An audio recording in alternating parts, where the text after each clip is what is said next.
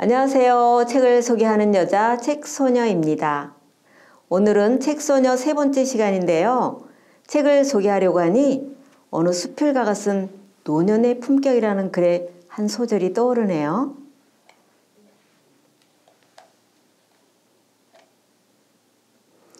노년의 품격이란 무엇일까? 나이 들어가면 그다지 슬프지도 않고 안타까운 일도 아니다. 한 살 더 들어가면 여유로움과 너그러움으로 깊고 넓게 마음이 커가는 것이다. 나이 들어가면 지혜와 덕이 쌓여 늘 보던 것도 새롭게 보인다. 피 끓던 청춘, 그 시절도 그립고 눈물도 나지만 그 당시 추억에만 안주하지 말자. 겉모양새는 다르지만 젊은 날 각자 다른 색으로 반짝이던 삶의 색채는 나이 들며 점차 무채색으로 비슷해진다. 그 또한 자연스럽고 멋진 일이다. 하지만 그대로 보내기에는 남은 시간이 무의미하게 느껴진다. 무의미한 고통은 몸을 더 빨리 늙게 할 수도 있고 시간이 지나면 몸이 아플 수도 있다. 내일에 대한 아무런 기대가 없다면 그만큼 빨리 늙는다. 어떻게 하면 내가 천천히 늙을지도 생각해 보아야 한다. 나의 행복한 삶을 위해서 새로운 악기도 배우고 빠른 독서보다 내용을 음미하며 책이 건네는 이야기에 귀를 기울여야 한다. 이 중에 행복한 삶을 위해 책이 건네는 이야기에 귀를 기울여야 한다는 구절이 인상에 남는데요. 오늘도 새로운 이야기에 귀를 기울여 보면서 행복한 시간이 되었음 합니다. 여러분, 암행어사 박문수라는 말 많이 들어보셨죠? 암행어사 박문수는 드라마로 만들어질 정도로 그의 활약이 여러 구전설화 및 야담에서 상당수 발견되고 있습니다. 그런데 놀라운 사실은 박문수가 실제로 지방의 어사로 파견된 것은 4차례에 불과하며 그것도 별견 어사로 갔지 암행어사로 파견된 적은 한 번도 없다고 하네요. 사실과 다르게 박문수는 왜 암행어사의 대명사가 되었던 것일까요? 먼저 박문수 설화 중 무주구천동 설화를 들어보신 후 그 궁금증을 풀어보도록 하겠습니다.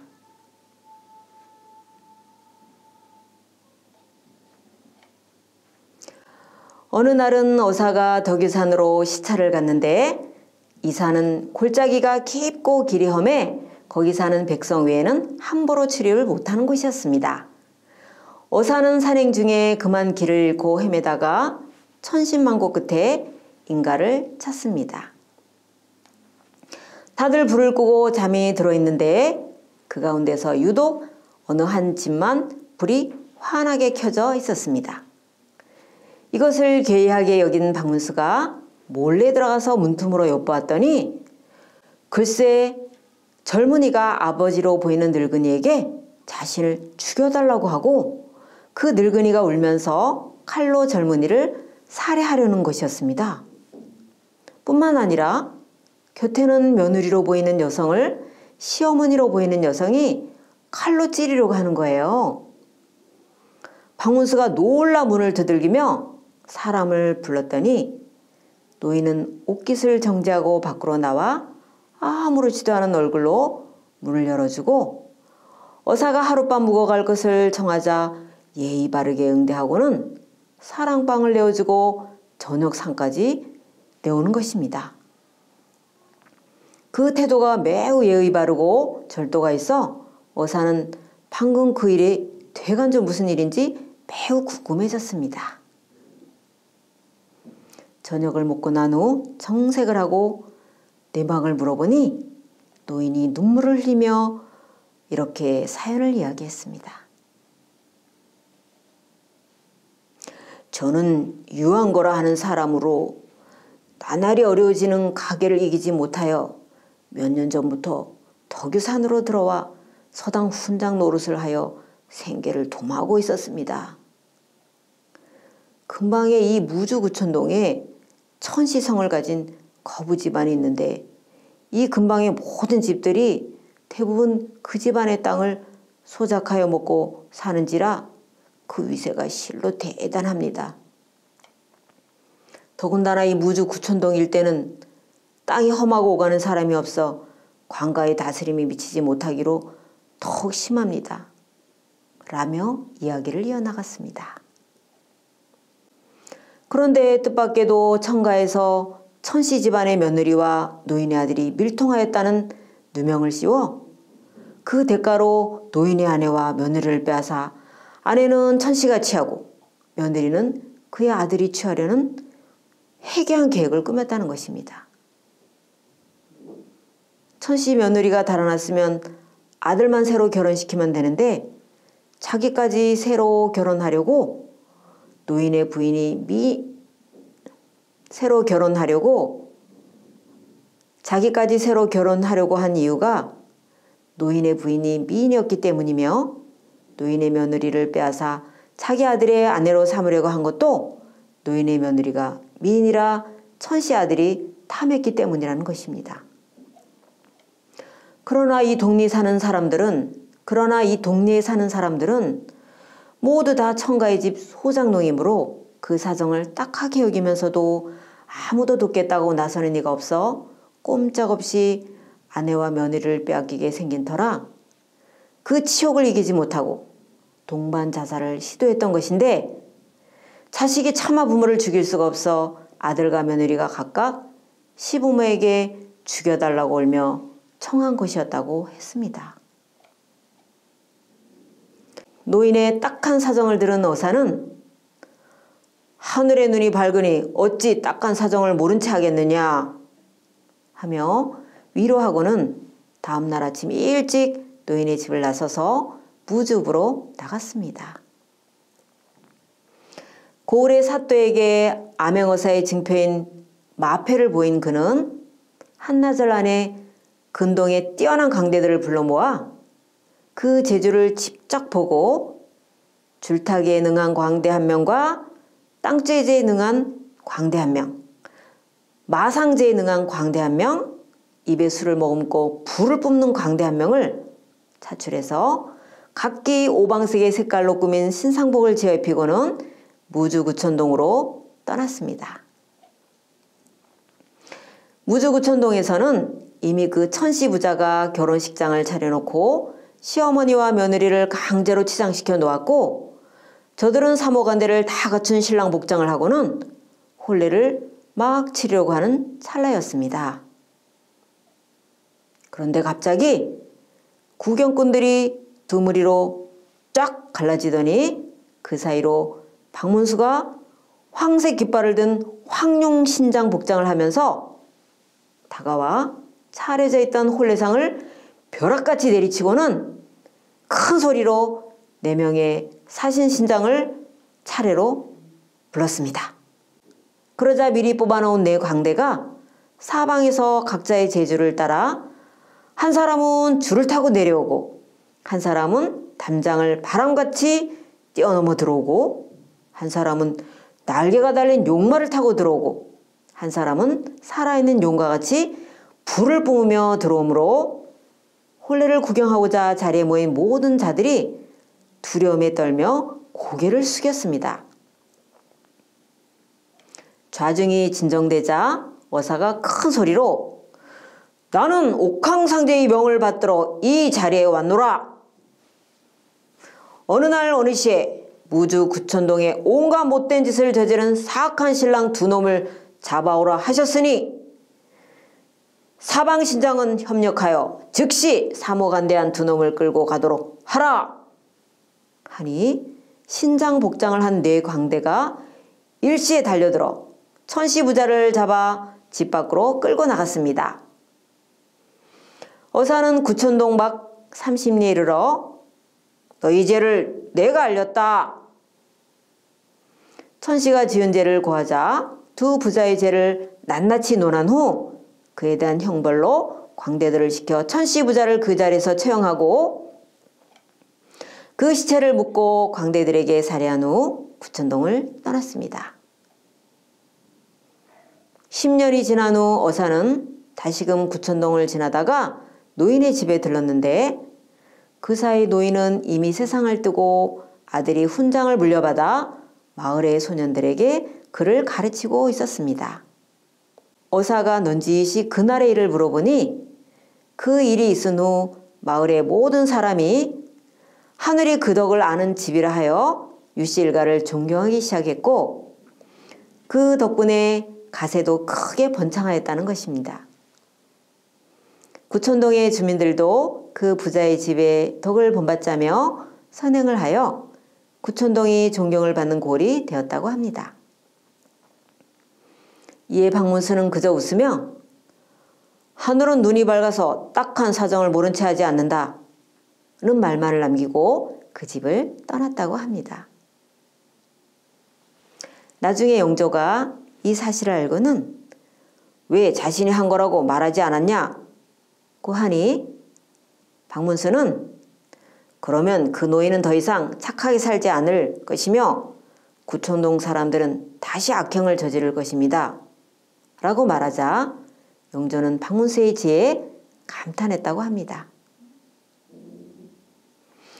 암행어사가 어찌 관아의 힘을 빌리지 않고 하늘의 신장처럼 거짓 행사하며 천시부자를 처단하였을까요?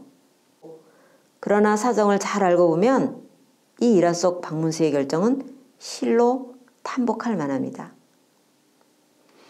유황고 부자가 살던 곳은 대대로 구씨 가문과 천씨 가문이 세거하여 왔던 곳이기에 지명도 두 가문의 성을 따서 구촌동이라 한 곳이었습니다. 애초에 누명을 쓰게 된 것도 유씨 가문이 외지에서 들어온 집안이었기 때문입니다. 따라서 만일 박문수가 관아의 힘을 빌려 법대로 처리하였더라면 구씨 가문과 천씨 가문은 마음으로 승복하지 않았을 것이고 박문수가 떠난 뒤 언제든지 같은 일이 재발할 수 있었을 것입니다. 그리하여 박문수는 하늘의 힘을 가장하여 다른 가문이 유씨 집안을 건드리지 않도록 조치한 것이었습니다. 여러분, 암행어사 하면 떠오르는 소설 있죠? 네, 여러분도 잘 알고 계시는 춘향전입니다. 그럼 영상으로 한번 보실까요?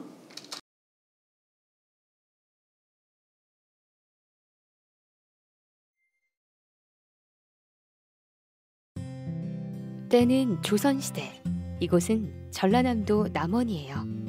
단오날 남원 부사의 아들 이몽경은 방자와 함께 광활루에 나왔다가 그네를 타는 한 여인을 보게 되었어요.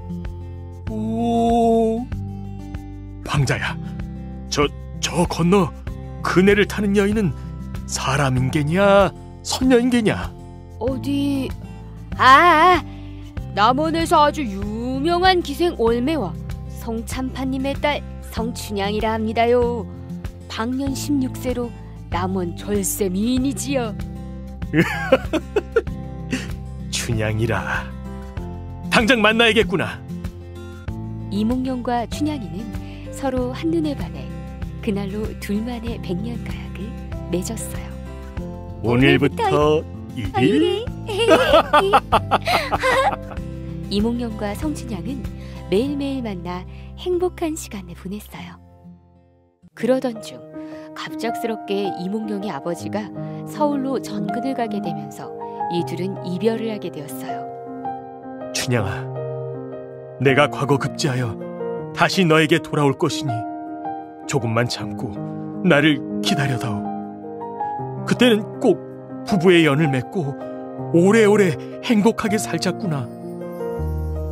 도련님, 아니 서방님, 무슨 일이 있어도 서방님을 기다릴 터이니 이 맹세 꼭 잊으시면 안 되어요. 춘향아. 이후 남원에 새로 부임한 탐관오리 변학도는 예쁘기로 소문난 춘향이를 잡아들여 수청 들 것을 강요했어요. 다시 묻겠다. 내 수청을 들겠느냐? 몇 번을 물어도 제 대답은 같소. 나는 지아비가 있는 몸, 이부종사할 수는 없소. 아하, 천연이 아직도 정신 못 차렸구나. 당장 오게 가둬라. 춘향이는 변학도의 온갖 고문에도 정절을 지키다 괘씸죄로 옥에 갇혔어요. 한편 서울로 올라간 이몽룡은 과거에 급제하여 전라도 암행어사가 되어 내려오다 춘향이의 소식을 듣게 되었어요. 소문 들었어? 춘향이 버리고 서울 간 이몽룡이 글쎄 거지가 됐다는 소문이 돌더라고. 뭐야? 그럼 지금까지 고생한 춘향이는 어찌 되는 거야? 변사또가 이번 생일잔치 때 가만두지 않을 것 같던데. 아이고, 춘향이 불쌍해서 어쩌냐. 변학도 이놈이 우리 춘향이를 어쩌고 어째? 이몽룡은 남루한 거지 복장으로 춘향모 월매와 함께 옥중 춘향이를 찾아갔어요. 춘향아, 애미 왔다. 눈 좀 떠보거라. 어머니, 어인일로 이 험한 곳까지 발걸음을 하셨어요. 아이고, 네 서방인지 가방인지가 왔다. 춘향아. 서방님, 죽기 전에 이렇게라도 만나 다행입니다. 춘향이는 눈물을 흘리며 이몽룡에게 자신이 죽으면 장사를 잘 지내달라고 유언을 남겼어요. 춘향아, 울지 말거라. 네가 상여를 탈지 가마를 탈지는 내일 날이 밝으면 알게 될 것이다. 변학도의 성대한 생일날, 각 읍수령이 모인 자리에 변학도는 춘향을 불러내 수청을 들게 했어요. 오늘 마지막으로 묻겠다. 내 수청을 들겠느냐? 그러나 춘향이는 다시 거부하게 되고 이에 격분한 변사또가 춘향이를 죽이려 하던 그때 암행어사 출두요! 암행어사 출두요! 어사 이몽룡이 출두하여 변학도와 탐관 오리들을 물리치고 춘향이를 구해냈어요. 어찌 된 일입니까? 우리 춘향이 꽃가마 태워주러 왔지. 이몽룡은 춘향이를 데리고 서울로 상경하여 임금님께 그동안의 이야기를 아뢰고 임금님은 이몽룡과 성춘향을 칭찬하며 천인인 춘향이를 정열 부인으로 봉하였어요. 그리고 그 둘은 평생 행복한 부부로 살았답니다.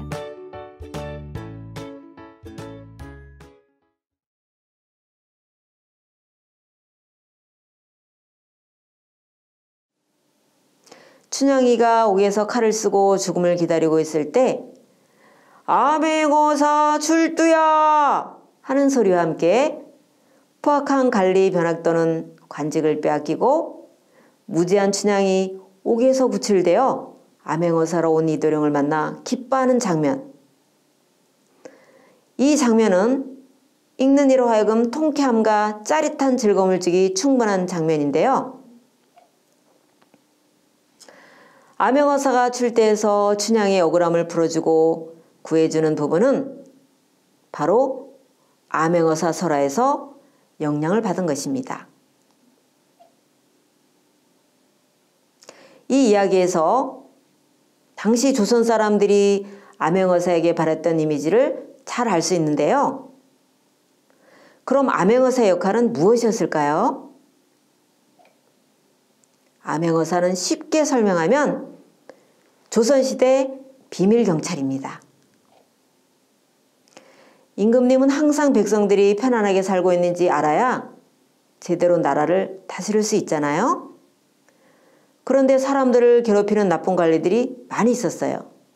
예를 들어 세금을 너무 많이 걷어서 사람들이 먹을 게 없게 되거나 사람들에게 힘든 일을 많이 시키기도 하는 것들이지요.